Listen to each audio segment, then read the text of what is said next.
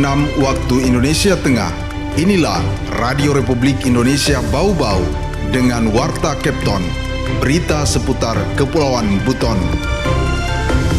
Satu hari setelah hujan berhenti, besoknya itu sudah ada tanah longsor yang menimpa kita, yaitu di sungai di Kelurahan Batara Guru dengan robohnya tanggul di Kelurahan Batara Guru. Ikan kita ini kasih yang 12.000, jadi 5 kilo 60.000. Ini kita ambil dari Bulog. Cadangan? Iya, cadangan pangan. Kita kan ada stok di sana, ada 16. Selamat pagi dari kawasan Limbolio, kami sampaikan pokok-pokok berita. Tingginya intensitas hujan beberapa hari terakhir di Kota Bau-Bau berdampak terjadinya longsor dan robohnya tanggul penahan air di Kelurahan Batara Guru. BPBD Kota Bau-Bau lakukan analisis sebagai dasar perbaikan infrastruktur yang rusak. Dispertan Kota Bau-Bau launching cadangan pangan daerah 2025, sediakan 10 ton beras medium untuk kegiatan pasar murah di 8 kecamatan. Saya Rizka Harlina dan inilah Warta Kepton pagi selengkapnya hari ini, Kamis 10 Juli 2025.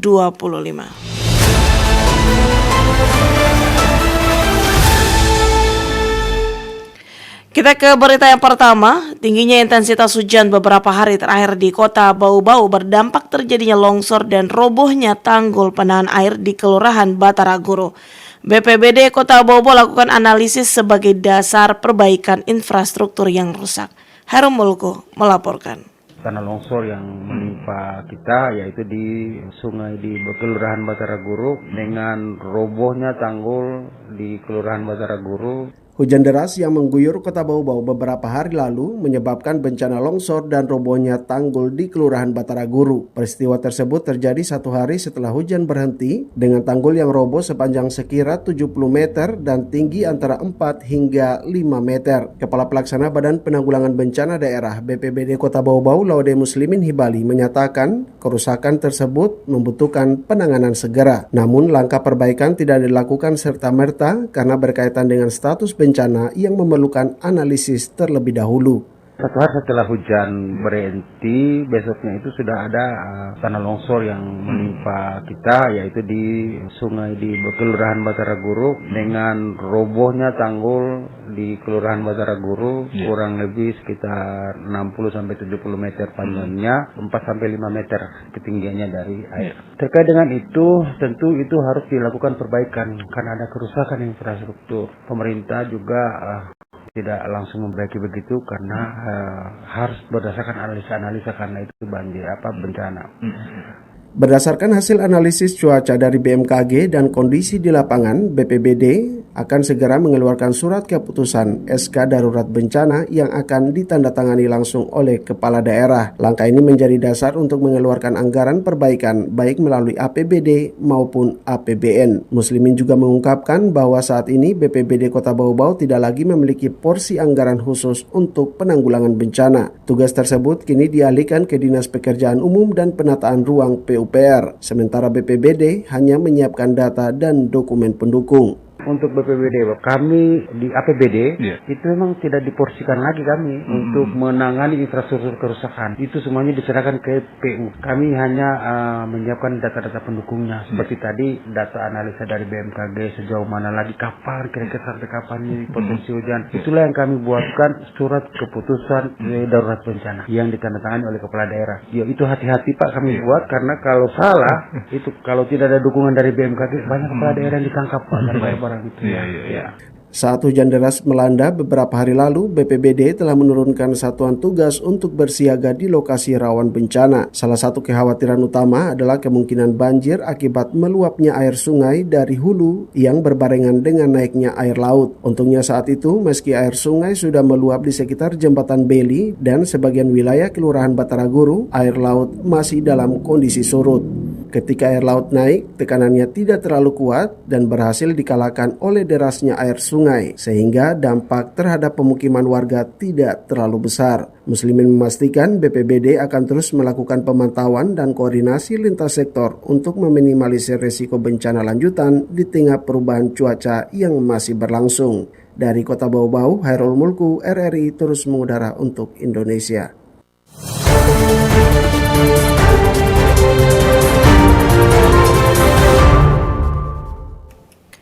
Dispertan Kota Bau-Bau launching cadangan pangan daerah 2025.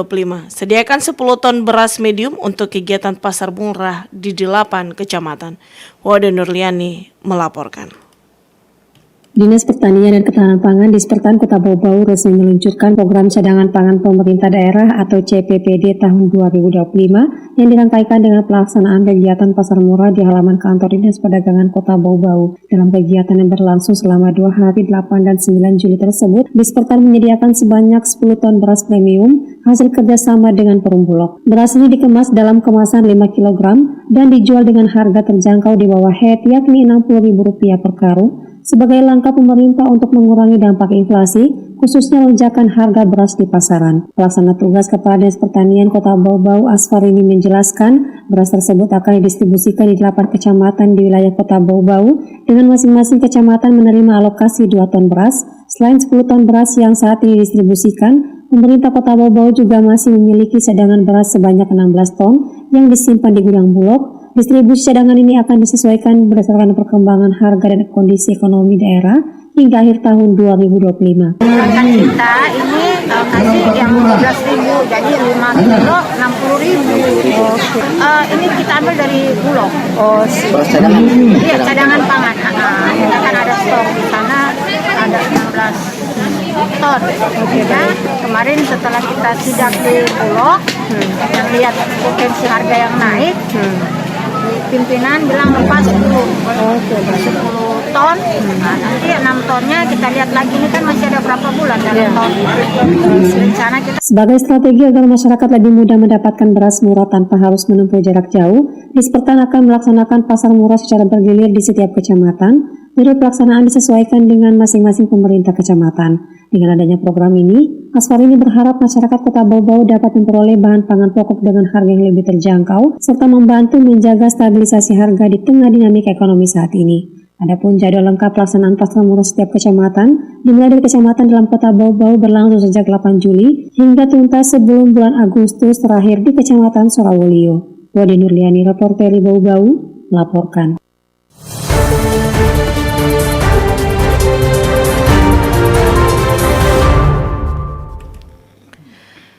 Kantor Pertanahan Kota Bau-Bau tengah bersiap menerapkan layanan peralihan hak elektronik atau yang lebih dikenal masyarakat dengan istilah balik nama.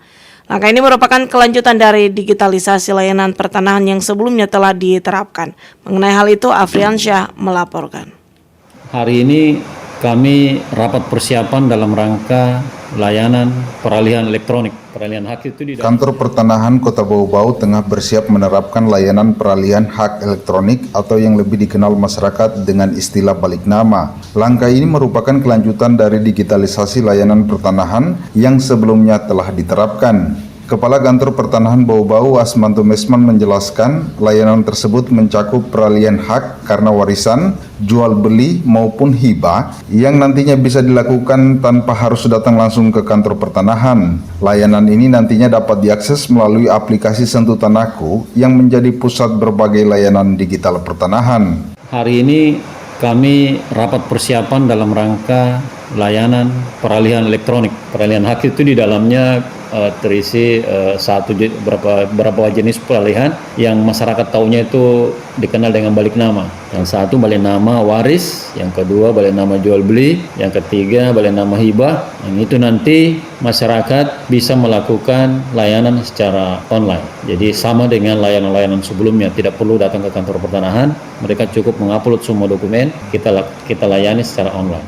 Sebelumnya Kantor Pertanahan Bau-Bau telah sukses menerapkan sejumlah layanan daring antara lain pengecekan sertifikat, SKPT online, hak tanggungan online, dan zona nilai tanah online. Asmanto mengatakan layanan peralihan hak elektronik merupakan kelanjutan dari sistem pelaporan akta online yang sudah lebih dulu berjalan. Proses ini diawali dengan pelaporan akta oleh notaris atau PPAT yang kemudian nanti ditindaklanjuti oleh layanan peralihan hak elektronik. Dari sisi kesiapan sumber daya manusia untuk penerapan peralihan hak elektronik, kata Asmanto, sudah memadai, namun beberapa sarana penunjang seperti komputer dan monitor masih perlu ditingkatkan. Saat ini Kanta Bau-Bau sedang menunggu persetujuan dari Kanwil BPN Provinsi Sulawesi Tenggara dan Kementerian ATR BPN untuk peluncuran resmi layanan ini. Bila disetujui, Bau-Bau akan menjadi kantor pertanahan pertama di Sultra yang menerapkan peralihan hak secara elektronik.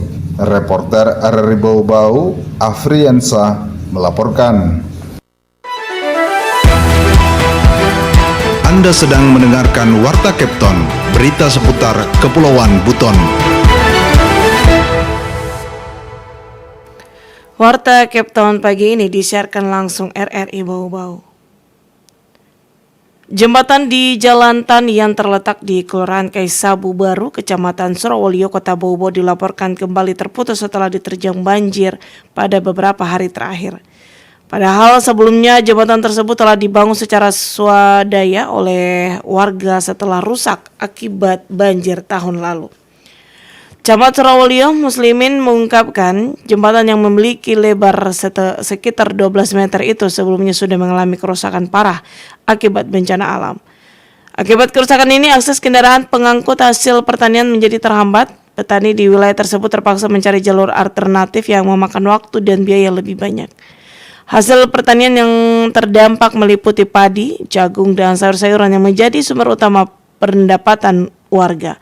Petani mengaku terganggu dengan kondisi ini dan berharap adanya perhatian cepat dari pemerintah.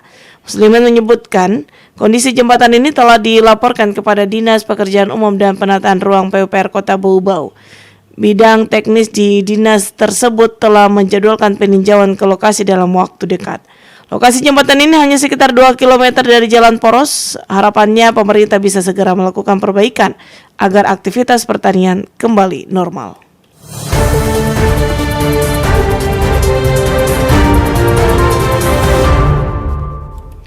Informasi terakhir, tanggapi isu publik soal maraknya aktivitas kebisingan, Wali Kota Bau-Bau resmi menerbitkan surat edaran larangan acara joget di ruang terbuka. Kembali Wode Nurliani melaporkan. Beberapa pekan terakhir, masyarakat Kota Bau-Bau mengeluhkan kebisingan sebagai akibat maraknya aktivitas joget di ruang terbuka. Atas maraknya kegiatan hiburan dan menimbulkan keresahan masyarakat tersebut, Wali Kota Bau-Bau Yusran Fahim resmi mengeluarkan surat edaran tentang penertiban joget di Kota Bau-Bau yang mulai berlaku sejak 7 Juli 2025. Surat edaran ini merupakan hasil dari rapat Forum Koordinasi Pimpinan Daerah atau Forkopimda yang membahas dampak sosial dari kegiatan joget di ruang terbuka, khususnya yang berlangsung hingga larut malam atau dini hari. Dalam edaran tersebut dijelaskan segala bentuk joget yang diselenggarakan di ruang terbuka, terutama yang mengundang keramaian dan menimbulkan suara gaduh, dilarang dilaksanakan di lingkungan pemukiman warga, jalan umum ataupun tempat terbuka lainnya. Menurut Wali Kota Bau-Bau Yusran Fahim, hal tersebut dianggap berpotensi mengganggu kenyamanan, menimbulkan kerawanan sosial, serta menurunkan kualitas ketentraman lingkungan. Ya, sebenarnya surat edaran joget ini kita menanggapi keluhan masyarakat di mana kegiatan ini sudah sangat meresahkan, mengganggu masyarakat itu, makanya kami mengambil tindakan. Sebenarnya sudah ada aturannya, tetapi sekarang mengingatkan kembali bahwa itu tidak boleh. Lanjut Wali Kota, surat edaran ini diterbitkan untuk menjaga ketertiban umum dan kenyamanan masyarakat, sebagaimana diatur dalam Perda Kota Bau-Bau Nomor 1 Tahun 2025 dan ketentuan hukum lainnya termasuk Pasal 510 KUH Pidana. Namun demikian, surat edaran tersebut tidak berlaku untuk joget yang bersifat insidentil dalam kegiatan keluarga seperti pesta pernikahan, selamatan atau sejenisnya, selama memenuhi syarat diantaranya dilaksanakan di tempat tertutup atau area terbatas seperti gedung, maupun halaman yang berpagar, tidak menimbulkan suara kebisingan, dan paling lama selesai pukul 9 malam dan tidak mengganggu kenyamanan lingkungan sekitar. Himbauan saya kepada masyarakat, ayo kita sama-sama menjaga keamanan, ketertiban, kenyamanan kita, utamanya itu yang karena jangan sampai kita senang ada yang susah.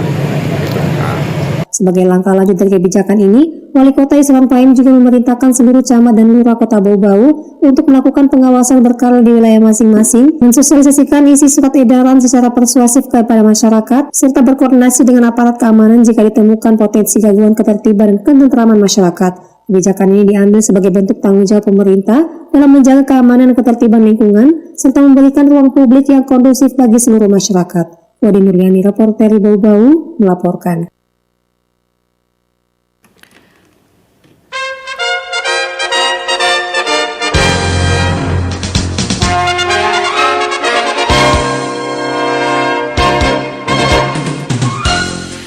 Demikian Warta Capton pagi ini. Kembali kami sampaikan pokok-pokok berita. Tingginya intensitas hujan beberapa hari terakhir di kota Bau-Bau berdampak terjadinya longsor dan robohnya tanggul penahan air di Kelurahan Batara Guru.